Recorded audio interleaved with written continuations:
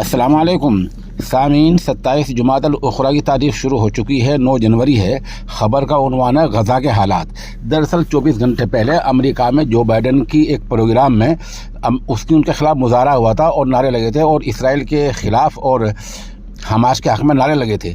تو آج یہ ہوا کہ امریکی وزیر خارجہ 5ویں بار آج اسرائیل پہنچے ہیں، اور پتہ یہ چلا ہے کہ کوشش اس بات کی ہو رہی ہے کہ جنگ کے حالات کم کر دیے جائیں، لیکن لگ ایسا رہا ہے کہ جب تک چناوی مہم چلتی رہے گی وہ اسی طرح کرتے رہیں گے، اور جس دن امریکہ چاہے گا جنگ اسی دن بند ہو جائے گی۔ دوسرے، لبنان کی سرحد پر ہی اسرائیل نے حملہ کیا ہے اور حزب اللہ کے ایک لیڈر کی موت ہو گئی ہے۔ ادھر اس طرح کی خبر آ رہی ہے کہ غزہ خان یونس میں حماس کے جان بازوں نے اسرائیل کا وہ مہنگا ٹینک آج پھر توڑ دیا ہے، جس کی قیمت لگ بھگ $35 لاکھ بتائی جاتی ہے، اور وہ صرف چند ہزار کے میزائل سے توڑ دیا گیا ہے۔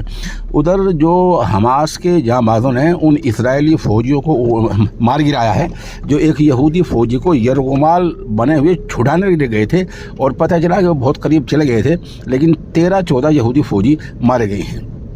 اس طرح خبر آ رہی ہیں۔ ادھر اسرائیل نے جو آج حملہ کیا ہے اس میں کافی لوگ شہید ہوئے ہیں، لیکن تعداد کیا ہے؟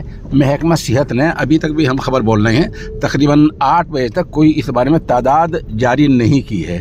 آپ ہمارے ساتھ بنے رہیں، یہ خبر اب تک اپڈیٹ ہے، کچھ ہوگا تو ہم انشاءاللہ بتائیں گے آپ کو۔